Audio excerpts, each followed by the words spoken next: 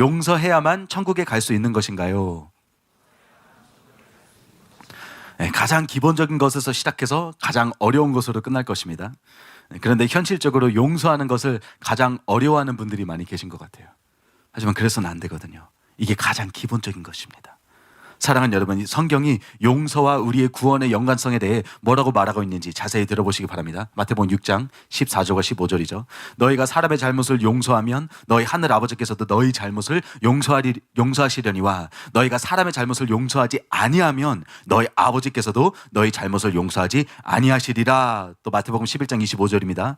서서 기도할 때 아무에게나 혐의가 있거든 용서하라. 그리하여 하늘에 계신 너희 아버지께서도 너희 허물을 사하여 주시리라 하시니라. 여러분, 성경이 용서에 대해서 지금 뭐라고 말하고 있나요? 우리가 용서하지 않으면 아버지께서도 우리를 용서하지 않으신다고 남아 있습니다. 예수님께서 직접 언급하신 말씀이에요. 여러분, 사람은 모두가 죄인입니다. 즉 우리 모두가 이 아버지의 용서가 절실히 필요한 존재라는 뜻이에요. 하지만 우리가 용서받지 못하면 우리는 결단코 천국에 들어갈 수 없다는 것입니다. 여러분, 우리가 아무리 선한 일을 많이 해도, 우리가 아무리 착하게 잘 살아도 하나님을 떠난 우리 인간의 죄된 본성 때문에 여러분, 우리 모두 죄인인 것이에요. 죄인인 것이기 때문에 우리는 언행심사로 죄를 짓는 우리 인간 모두는 하나님의 죄 용서가 절실히 필요한 그런 존재들인 것입니다. 우리는 이걸 절대로 잊어서는 안 되는 것이에요. 여러분, 그래서 행위구원이 안 되는 것이에요. 그래서 행위구원이 이단 사설인 것입니다. 우리가 아무리 잘해봤자, 아무리 잘 살아봤자, 아무리 선행을 우리가 베풀어도 우리는 천국에 그걸로 들어갈 수 없거든요. 우리는 하나님의 용서 없이는 절대로 구원받을 수 없기 때문입니다.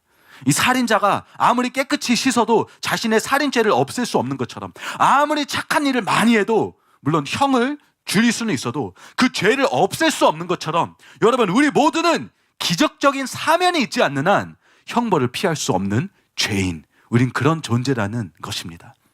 그런데 예수님의 피공로로 하나님께서 우리에게 주신 게 바로 그것이잖아요. 그 기적적인 사면, 우리의 죄가 용서받을 수 있는 그 기회를 하나님께서 우리에게 주신 거예요. 그런데 그 용서에 지금 조건이 붙어 있다고 우리 방금 읽은 성경 구절이 지금 말하고 있습니다. 죄사함의 조건이 물론 이제 믿음이 있죠. 죄사함의 조건에 또 산 믿음을 따르는 회개도 당연히 있습니다. 근데 이제 거기에 더불어 죄사함의 조건에 용서도 포함되어 있다는 것이에요. 우리가 남을 용서해야 우리도 용서를 받는다는 것입니다. 그래서 목사님들이 이렇게 임종을 앞둔 그런 성도님들을 신방할 때 항상 확인하는 게 있습니다. 제일 먼저 습관적인 죄가 있지는 않는지, 회개하지 않는 습관적인 죄가 있으면 지옥에 갈 수 있기 때문에 그것부터 꼭 확인합니다. 그래서 죄를 다 회개하고 이분이 주님을 만날 준비가 됐는지, 그 다음에 또 확인하는 것, 용서할 사람이 없는지, 그 삶 가운데, 그 마음 가운데 아직도 쓴뿌리를 갖고 있고 용서하지 않은 사람이 없는지 그것도 꼭 확인합니다. 왜냐하면 다른 거 다 잘했는데 용서하지 않아서 지옥에 가는 사람들이 너무 많기 때문이에요. 신뢰할 만한 천국 지역 간증들에서도 여러분도 많이 들어보셔서 아실 겁니다. 다 읽어드리지 않을 것입니다. 분명히 제대로 된 크리스찬인데 지금 이 사람이 왜 지옥에 와 있지? 지옥에 와 있는 사람들 중에서 분명히 잘 산, 똑바로 산 크리스찬들인 것처럼 보이는 사람들이 너무 많다는 것이에요. 여러분, 그런 간증들이 한두 개가 아닙니다. 근데 그 간증 속에서 하나님께서 항상 뭘 계시해 주나요? 이 사람이 왜 지옥에 와 있느냐? 용서하지 않아서 와 있다. 용서하지 않았기 때문에 지금 이 사람이 지옥에 와 있는 것이다. 청교도 신학자 토마스 왓슨도 이렇게 말했습니다. 사람은 믿지 않음으로 인하여 지옥에 가는 것과 마찬가지로 용서하지 않음으로 인하여도 지옥에 갈 수 있다. 사랑하는 여러분, 이 원리를 이해하지 못하신 분들은 이게 좀 너무하다고 생각될 수도 있어요.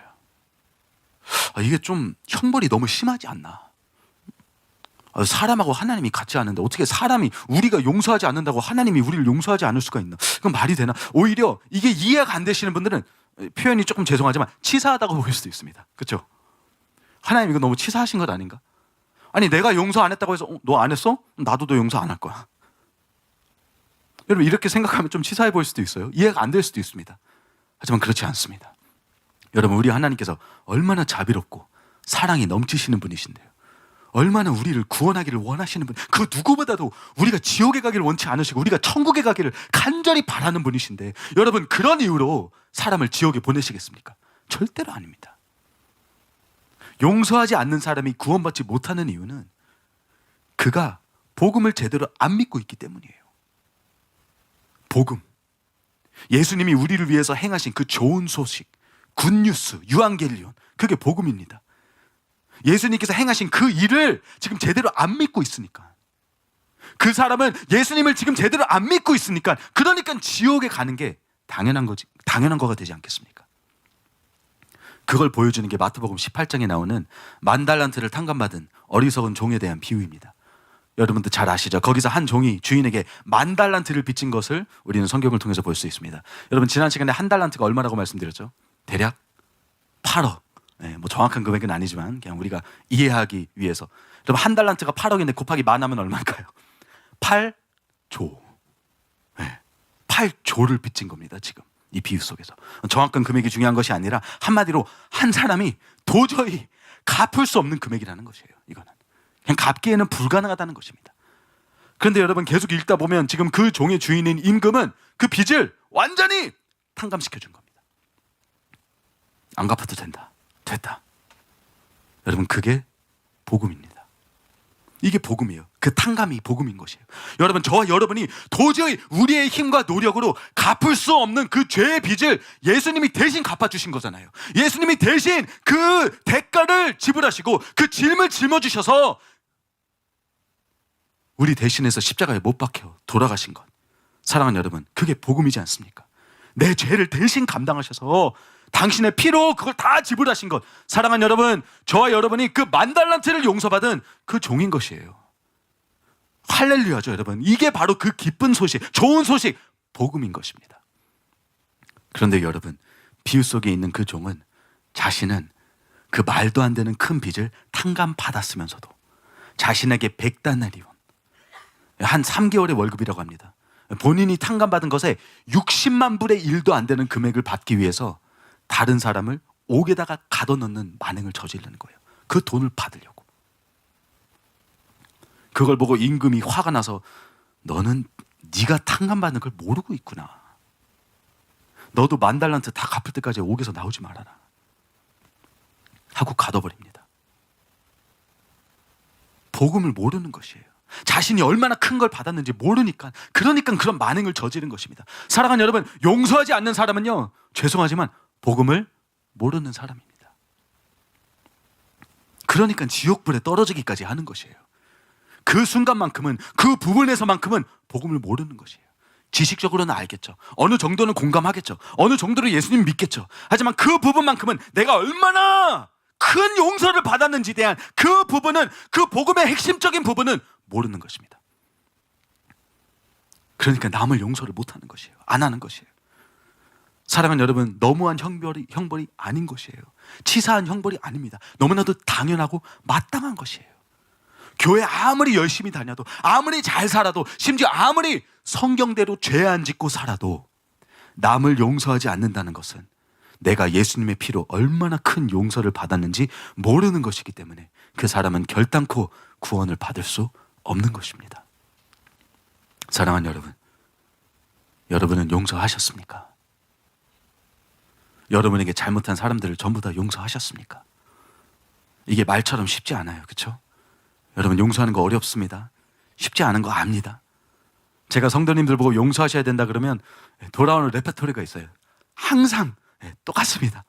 용서하셔야 됩니다, 성도님. 성도님을 위해서 용서하셔야 됩니다. 그렇게 하면 맨날 하는 얘기가 똑같아요. 목사님이 몰라서 그래요. 여러분도 많이 해보셨나 봐요. 목사님이 몰라서 그래요. 저 사람이 나한테 무슨 짓을 했는지, 저 사람이라고 안 해요. 그렇죠? 저 인간이 나한테 지금 도대체 뭘 했는지 목사님이 몰라서 그래요. 목사님도 알면 목사님도 화가 엄청 날 겁니다.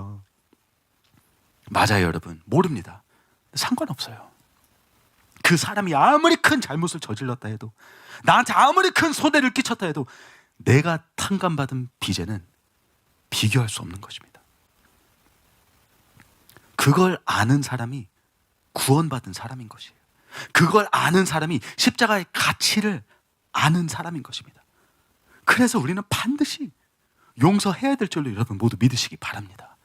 용서는 선택사항이 아니에요. 용서는 우리 믿는 자들에게는 필수입니다. 필수. 구원의 필수적인 조건인 줄로 꼭 믿으시기 바랍니다. 그러니 여러분, 용서하는 게 어렵다고만 하지 마시고 내 삶에 아직도 내가 용서하지 않는 사람이 있다면 예수님께서 나 같은 죄인을 살리기 위해서 흘리신 그 보혈의 대가를 생각하시면서 주님께 복음을 더 깨닫게 해달라고 기도하시기 바랍니다. 예, 하나님 용서가 안 돼요. 저 사람 용서하게 해주세요. 그 기도보다도 주님, 내가 복음을 더 알게 해주세요. 내가 얼마나 끔찍한 죄인인지 그걸 보게 해주세요. 더 가난한 심령을 갖게 해주세요. 하나님의 그 빛공로를 더 알게 해주세요. 예수님께서 얼마나 나를 위해서 고생하셨는지 그걸 알게 해주세요. 용서가 아직도 어렵다고 느껴지신다면 복음에 대한 나의 눈을 열어달라고 여러분 애원해 보시기 바랍니다. 그걸 보면 되거든요. 그 실상을 보게 해달라고. 그래서 나도 이제 그 복음을 알고 그 복음을 믿고 이제는 그 복음대로 남을 용서할 수 있는 참된 신앙인이 되게 해달라고 기도하시는 저와 여러분들이 되시기를 바랍니다.